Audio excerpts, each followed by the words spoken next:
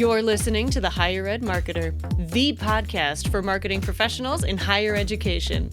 Join us every week as we talk to the industry's greatest minds in student recruitment, donor relations, marketing trends, new technologies, and much more. If you're looking for conversations centered around where marketing in higher ed is going, this podcast is for you. Let's get into the show.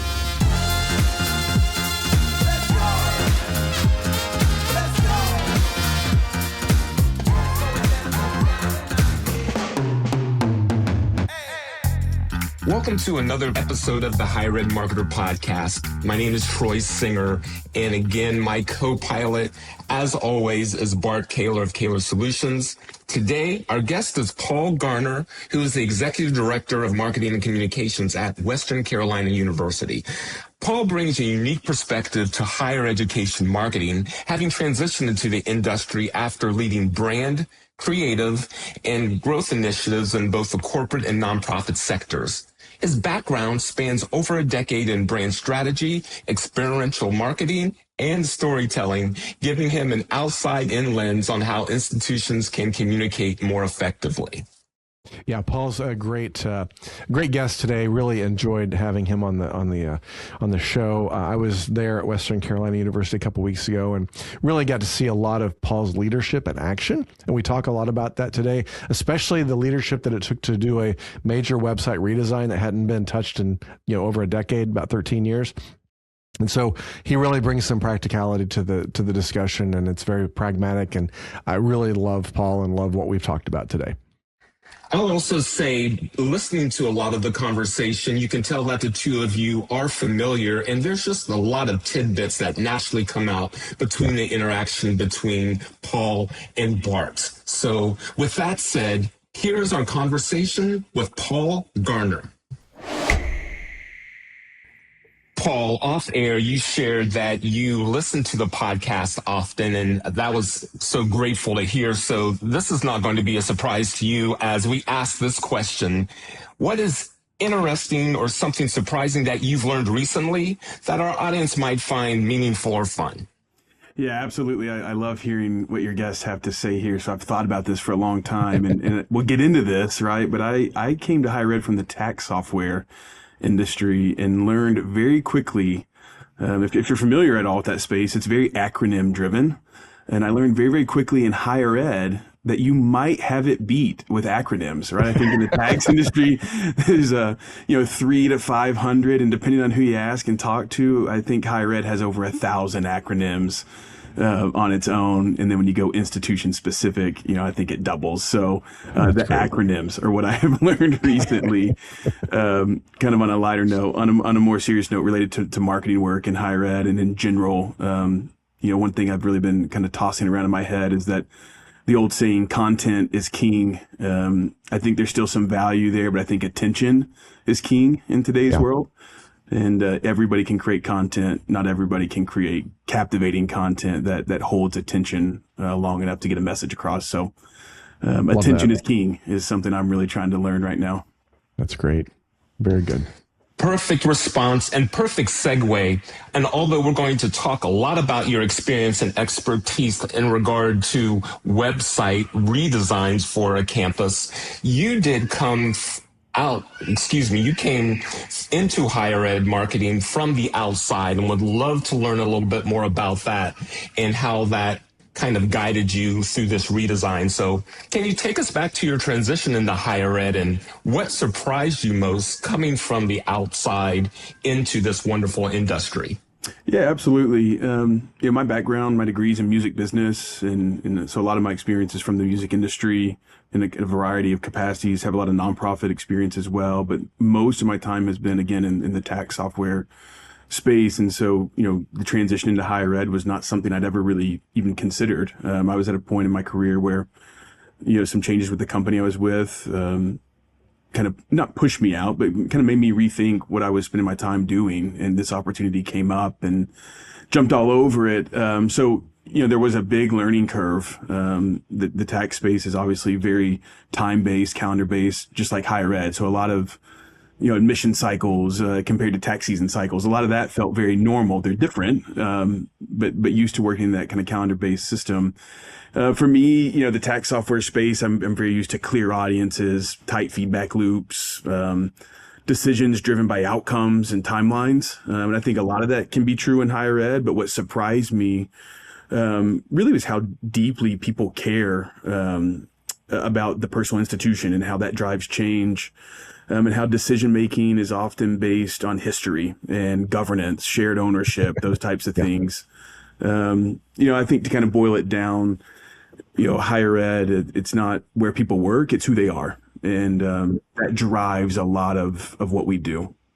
Hey, Paul, I really love what you're saying there. I think that you bring a lot of interesting perspective. And I guess that takes me to my next question is, coming from the outside looking in, what do you think that higher ed marketing is doing really well?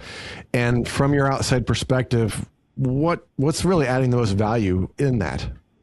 Yeah, I think what's going really well is deep-rooted storytelling. Yeah. Right. I mean, that is what drives, you all talk about it a ton on this show and with your guests, and you see it looking at other institutions and the content that people are putting out. It's all rooted in storytelling and helping show what institutions are up to, and whether it's for prospective students, alumni, whatever it might be. The storytelling is really something I was impressed with kind of coming in, and that's a really natural fit for myself as well. Authentic voices from faculty, students, alumni, and then when allowed, long-term thinking. Right. I think in the private sector, oftentimes we need this out in an hour, and it's got to have a revenue goal attached to it that's pretty substantial. Right. That was also one thing that was hard for me coming into higher ed was the pace. I would say that a lot of times the long-term thinking might be too frequent. Yeah, I think there is something to be said about that. So let's talk about that for a second, because I mean, as a leader, you're kind of into that long-term thinking. You're kind of you're massaging that, you're guiding that, you're helping your teams along the way. So how did your experience in the corporate and the nonprofit worlds kind of shape your leadership style in higher ed? Because I think that transitions, but then there's certain things in higher ed that I hate to use the word, but there are some political things in higher ed that you learn pretty quickly as a leader. Oh, yes. Yeah. Where do you want to start? I think just from a leadership perspective, like trust before performance, clarity beats control, like some of these things are like kind of mantras for when I show up each day, but just really taking time to get to know our team and kind of the institution's priorities and strategic plan and initiatives and alignment. A lot of that word, right? We use it every day on our team, right? Like if we're out of line with anyone else in this institution, then we're not doing the right work, right? So taking time to listen and learn and just be aware of what people have going on, and then kind of how our unit fits into that has been a really big thing, like kind of making that transition. I might have gotten off your exact question, but reel me back in if we need to. Yeah. No, that's great. I mean, and I guess you mentioned a word there that I want to kind of tease out a little bit, the idea of trust, because I do think that higher ed is a high level of trust. I mean, I've joked with other, I hate the word vendors, but other partners that are serving higher ed. I've joked with them that, man, if you trust is the only thing you got. And if you burn that, you're in trouble, because this is a small community and everybody knows everybody. That's the way it works on college campuses too. So how did you start building that trust and credibility with your team and your campus stakeholders as you came in from the outside? Showing up and being authentic. Okay. I think that's it. The team jokes, they always wonder how many steps I get in a day, because yes, a lot of what we do is from our desk, but my goal is to not be at my desk very much and get a lot of work done from my phone and kind of on the move between meetings. But it was really important to me to get out and know who's pulling the levers in different units and kind of what processes they have to work through and when it happens and why it matters and who it's affecting, like all those things. But I think it was just showing up for people and truly learning what they were doing and kind of how they were leading their own units and teams and what their goals were and how our team had previously fit into those decisions and actions and what was good with that and what was working well and what wasn't and how do we fix what wasn't and just a lot of conversation and learning, but just showing up to things, different events that have nothing to do with what our team does on a daily basis, but that's really helped kind of get buy-in and build that trust, especially leading up to the website work that we just got behind us. Yeah, and congratulations on that, because I think that's a big trust. You've got to have a lot of trust to go into that with stakeholders around campus. And I remember you kind of talked about, joking around that your team talks about your steps. One of my mentors gave me the acronym. We talk about acronyms, MBWA, and it's management by walking around. And I always thought that was a really good way of looking at things. It's like, yes, you're not going to be able to be a good manager if you're sitting behind your desk, but if you're walking around, you're engaging, you're asking about their personal lives, you're doing those types of things, that's going to make a huge difference. And I'm sure that's what built your trust and credibility quickly. So that's excellent. I think too, just knowing, not trying to be the smartest person in a room, right? Yep. And not showing up with all the answers, right? I'm outside of just general marketing, I had zero higher ed experience. And so they really took a chance. But I think, personality can navigate through that, and, not framing myself as a fixer, but as somebody that's willing to learn and kind of help think through and join in the trenches, whatever those are. I love that. So a lot of listening, asking, taking that back with responsibility of direction and kind of long-term goals coming out of that. It's humility with responsibility. Yeah, that's it. Paul, as we continue to talk about leading through trust, would like to also talk about how you utilize that as you approach this campus-wide website redesign. So to set the stage, could you let us know what prompted the need for this initiative at Western Carolina? Absolutely. Thanks for the question. I interviewed with Western Carolina University in January of 23. And the website redesign was a part of that interview process, right? They made me aware that it was coming up.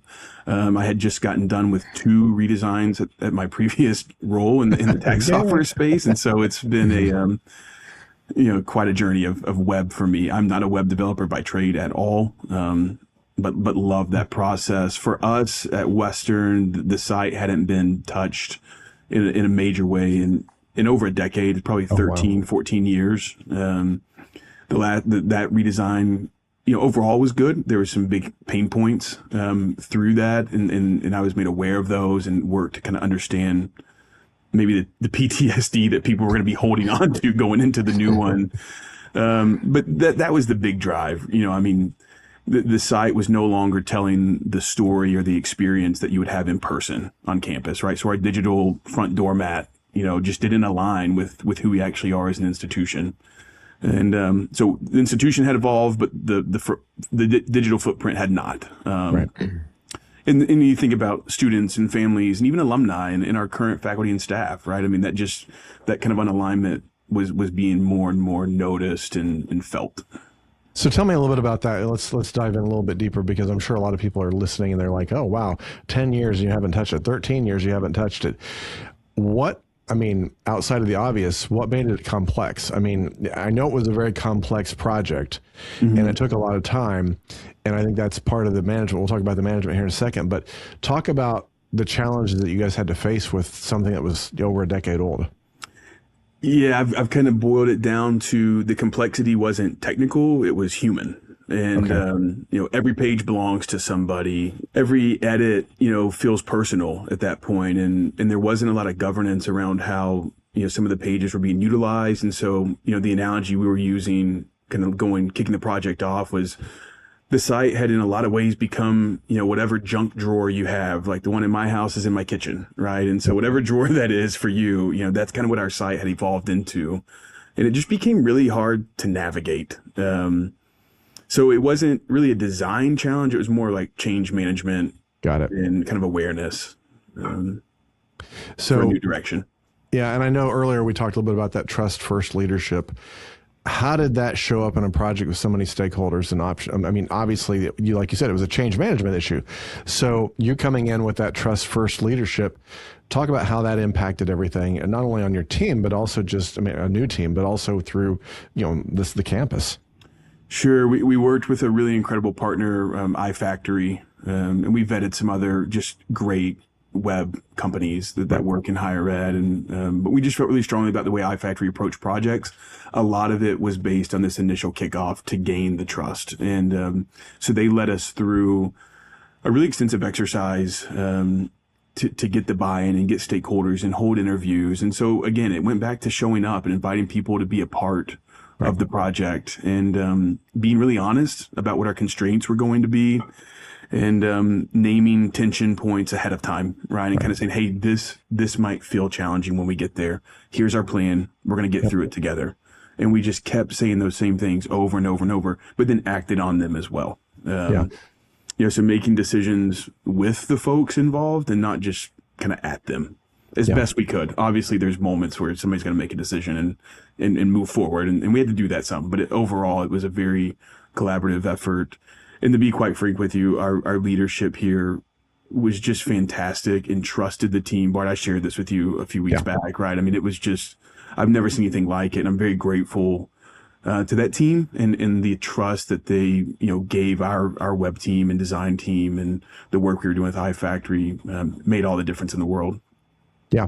And I think I love that, and I love the fact that you use the word trust so many times. And I don't know iFactory directly, but I know of their reputation, and it follows a lot of what we try to do. I've been doing websites since the mid '90s, and what I've always said to schools is that I need to meet with everybody on campus. We're not going to ask them what they want on the website. We're going to actually build trust and listen to them, because that's more of what those kickoff meetings. And so I'm saying that for the listeners out there, is that you might think, asking everybody on campus what they want on the website's a recipe for disaster. Yes, it is. That's why you don't ask them what they want. You ask them to participate and listen and understand the needs that they have so that you can help solve those. But I love the fact that that's happening there. But even as I say that, what were a lot of those major shifts that you were hoping to make with the new website? I mean, you talked about kind of restructuring the navigation and making it more user focused, but just kind of unpack a little bit more about what it looked like when, I'm guessing that not everybody owns their own website page anymore, or there's some structure involved that maybe wasn't there before. Sure. Yeah, the biggest kind of driver of what you're getting at happened post-launch. So I'll get there in just a second. I think, out of the gate, we knew that we wanted to be, kind of going back to this where we kicked off, like strong storytelling, something that higher ed does incredibly well.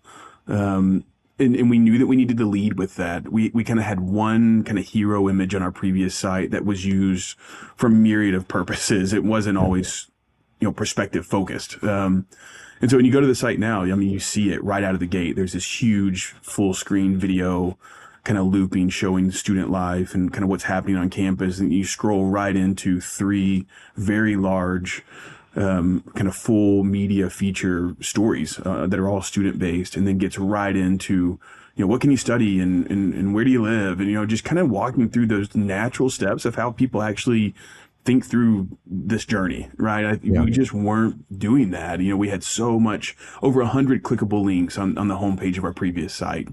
And so, you land on wc.edu, and where do you go? Right. Pick your poison, right? And who knows? And how do you get back to where you started? I don't know. So we just knew we needed to fix some of those journey points and really help just better align with families and prospective students as they start to explore WCU. Good. Well, even as you kind of get into all those things with the tactical aspects of a website, and you'd kind of mentioned that this wasn't necessarily a tactical exercise as much as it was a change management and reorganization. How did you keep the focus on the people and the purpose and the outcomes instead of just, hey, throw it into the web team and execute? Let's go, guys. A lot of conversation, again, showing up, facilitating just dialogue with folks, and keeping people in the loop, some regular cadence meetings, of course. We're on the books for a year and a half. And I think just always asking ourselves too, is this for the betterment of prospective students? Is this helping our alumni stay engaged? Is this helping or hurting how faculty and staff currently use the site? And I think the one big thing too is the site had to be for something first, right? And it's like, if it's not prospective students, I don't know what it is. Right. And so we made that decision very early on. The site is for prospective students, especially the homepage. With that in mind, we can't ignore advancement in athletics and how our current faculty staff use and how our current students use the site. And so that kind of gave us a natural roadmap and hierarchy that then drove kind of the rest of the roadmap. Yeah, I think that's a really good point that I want to kind of tease out a little bit for the audience, is the fact that if you don't have a if you're not aiming for a target on what you're trying to do with the website redesign, you're set up for failure. I think one of the challenges is that over the years, in addition to the website becoming the junk drawer for everybody, it's a little bit of like, hey, this is the bulletin board. This is for everybody just to put and there's that posturing of how do I get on the home page? How do I get my program on the front page? And I mean, I've sat in so many meetings over the years where it's like, hey, I'm offending the history professor because their program doesn't seem quite, important enough to be on the home page. And you've got to navigate those things. And I think that's one of the challenges if you don't have that enrollment focus or that enrollment first on the website, and you let advancement drive it, or you let athletics drive it, or you let whatever the du jour of the day is, that gets to be challenging. And I think that ends up being a lot more of the resistance sometimes, and that's a challenge. So I'm glad that you guys had that North Star that you kind of pointed to everything. Yeah. But then I'm sure that there were resistant points that came up. I'm sure there was some friction that came up. You're not going to be able to do a project like this on a campus to not have friction. But what happened, and how did you navigate those things? Yeah, I mean, again, I think some of it went back to the last redesign, right? And one beautiful thing about our institution is we've got a lot of people in faculty, staff positions that have been here for a long time, right? Yeah, and there's some institutional awesome memory. Yeah, and so I think people that have been burned by past projects, right? Yeah. That was one big one. Fear of loss, not really like opposed to change, but just fear of losing what is, right? Yeah. And so that was kind of in the awareness and the ongoing dialogue of, hey, I know you feel this way right now, but let me explain why. And that explanation normally turns into, oh, I see. This is going to be so much better for my students. This is going to be so much better for our processes. And it's like, yes, right. So just continuing to lean in. And I think change fatigue, right? Just that's always lingering with a project at this scale, especially one, again, I mean, this was all in all, a little over 2 years for us. And it had started to be discussed before I even showed up. So, maybe pushing 3 years kind of with some folks. Wow. That's great. Very good.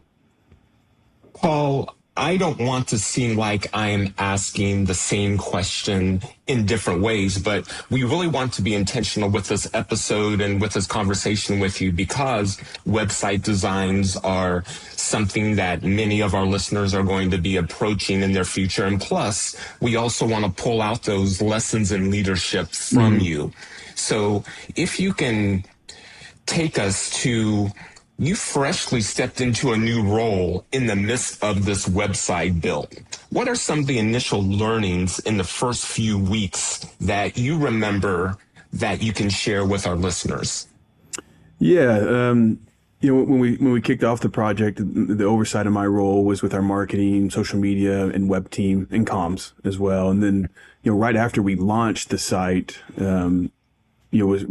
had the opportunity to move into a position that brought in our creative team. And we are blessed with a phenomenal crew of folks. We've got, Bart, you got to see our studio and our photo video setup and, a full host of designers. I mean, we're so fortunate. Amazing. And, so my role now kind of has vision of the full team. And, the timing wasn't incredible, to step into that role, if I'm being really candid, but I'm extremely humbled and grateful for the opportunity. And so I think one thing that's on my mind recently is you can't separate leadership from timing, right? And, sometimes things just happen and, you gotta, step into it and trust yourself and skills, and, imposter syndrome is real, y'all. And, yes, it is. So just navigating through some of those things, but also, one thing that I'm aware of right now is big projects expose a lot of things, right? And process gaps and culture and trust levels. And so we had built a lot of momentum with the site and the launch. And then,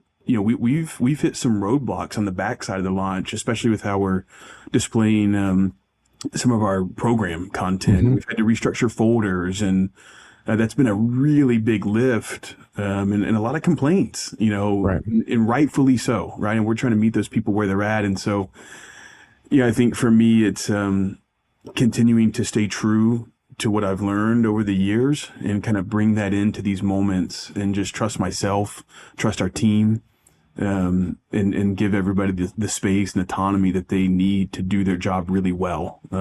I don't have all the answers. I will be the first to put my hand up and say, I don't know. Right. But what I do know is that we're committed to each other. We're committed to this institution. We're committed to the process that we're in right now, and that we have plenty of talent around the table to figure something out. Yeah. So, that's kind of where I'm at right now. Hopefully that's answering what you're getting at, Troy. I think that's great. And I think that, I like what you talked about there, because I want to tease that out a little bit more, in the sense that sometimes you get a big project done like this and you're like, oh, well, I get a big collective sigh of relief. And that's usually where it gets dangerous, that things start to drift and that people start to rest on their laurels, or things kind of can happen. So how do you ensure that all this stays aligned with after that big exhale? Because, I mean, to me, that's where a lot of challenges start to pop up. And so how do you keep your team kind of on that alignment to make sure that you're, tracking with the stakeholders, you're tracking with the mission, and you're just not immediately, trying to go back to whack-a-mole? The whack-a-mole analogy is so good, because that's what it's felt like since February 4th. Our chief of staff has been really incredible in this process. And one thing that she has said is hold the line.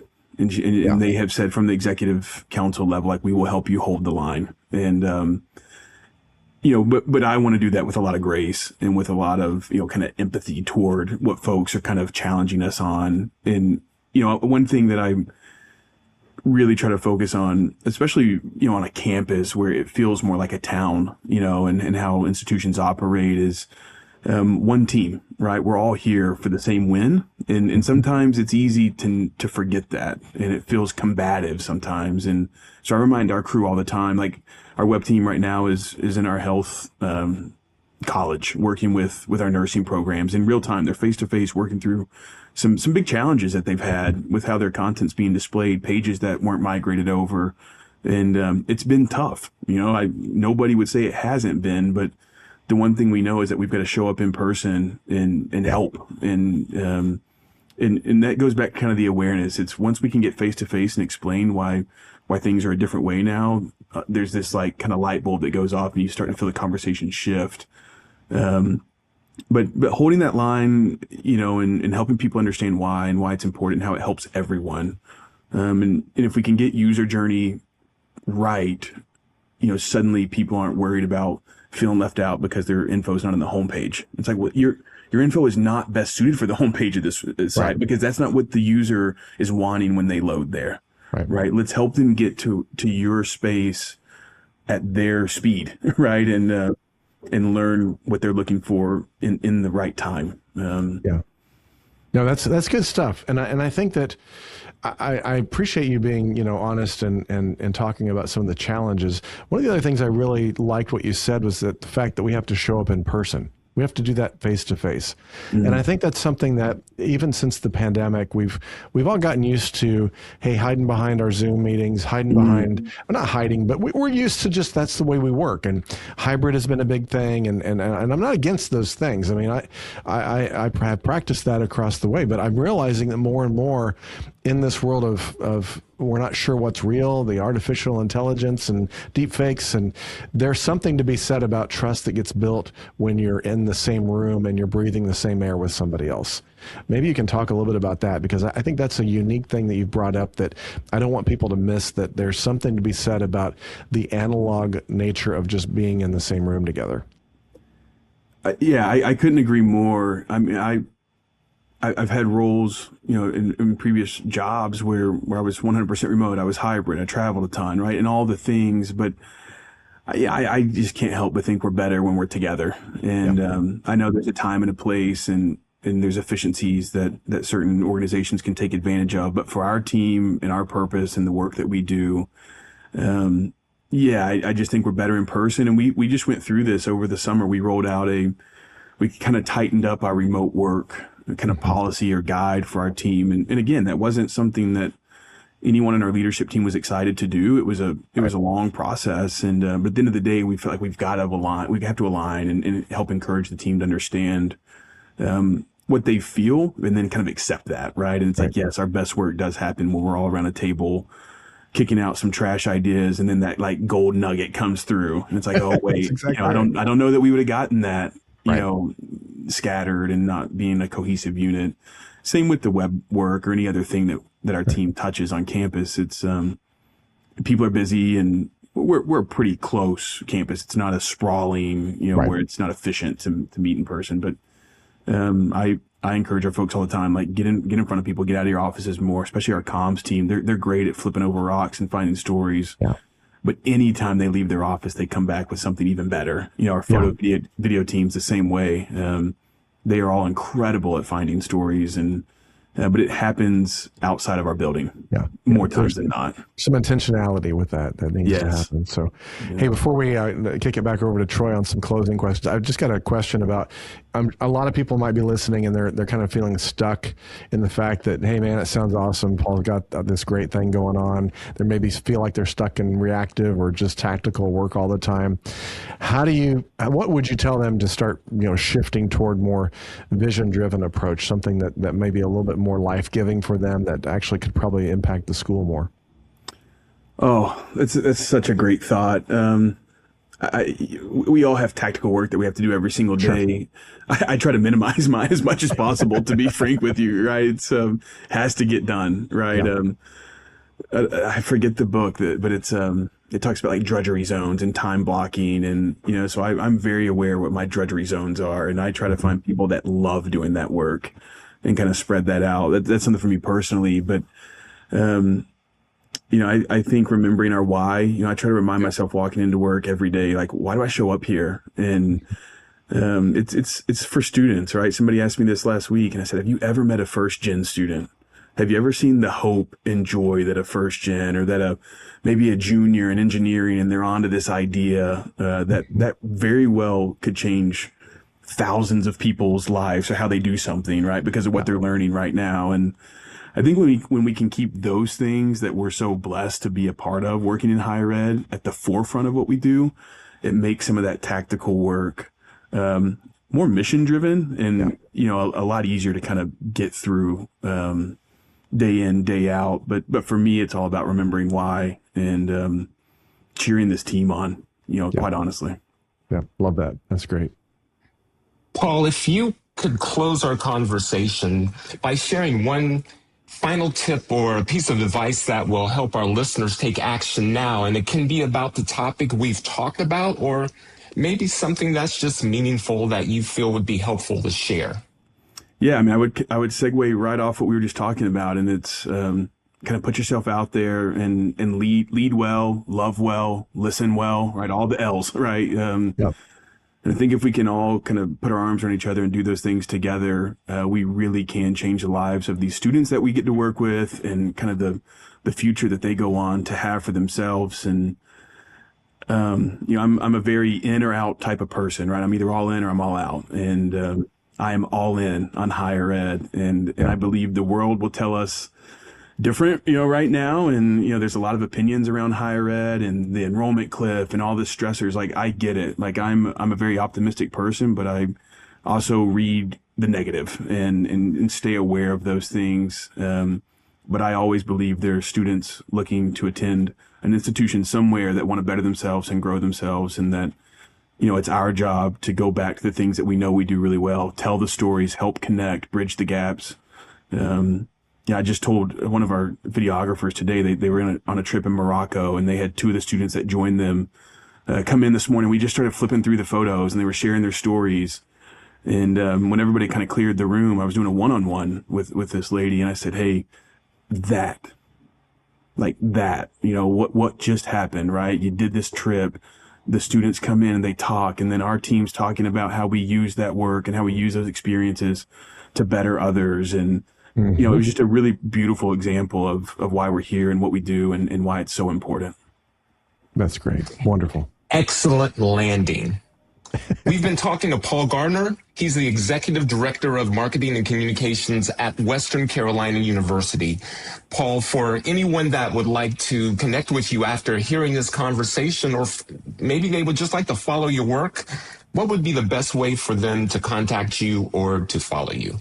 Yeah, I would love to connect with any and all of you. pgarner@wcu.edu is my email. I'm also on LinkedIn, and truly would love to connect. I don't have all the answers, and I need to learn from you all as well. So hit me up, please. It is a community, like you say. I love it. I love it. Yes. Yeah. Thank you, Paul. And Bart, what are your final thoughts for this episode? Well, speaking of community, I have to give a shout out to Tyler Groper at Zemi, who kind of introduced Paul and I. I think for a long time, he was like, you guys got to meet each other. And finally, we were this close to meeting each other at NACAC, but it didn't turn out. But it's been wonderful getting to know Paul over these last several months. And I'm just really honored to be around him and call him a friend, and to see what he's doing and the impact that he's making.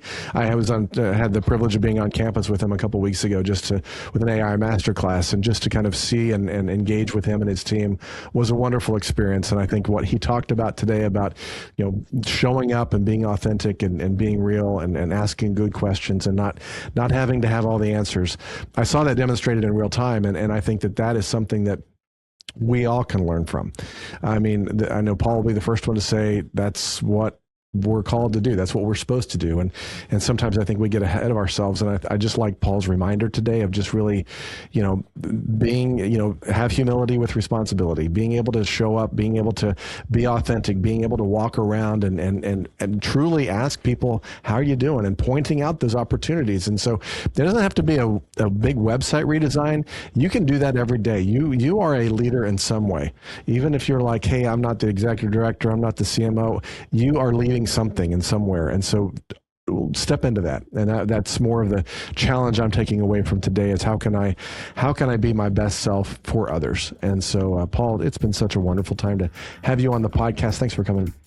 Yeah, thank you all. And if I could, you talked about Tyler and the Zemi crew, and I think they demonstrate this as a partner better than a lot of folks out there. And I've worked with a ton of vendors in different roles, and those guys show up and are a great example of what it means to show up for others. Yeah, they indeed do. So thanks so much. To both of you, thank you. And to our audience, thank you for joining us for another episode of The Higher Ed Marketer. If you found this conversation helpful, please share it with a colleague and then join us on LinkedIn at The Higher Ed Marketer. The podcast is brought to you by Caylor Solutions, your trusted partner in higher ed branding, enrollment strategy, and mission fit marketing. We hope to see you again next week for another great conversation with another great guest. The Higher Ed Marketer podcast is proud to be a part of the Higher Ed Marketer Podcast Network. Discover even more conversations, resources, and tools to help you grow your institution at thehigheredmarketer.com, your go-to community for all things higher ed marketing and leadership.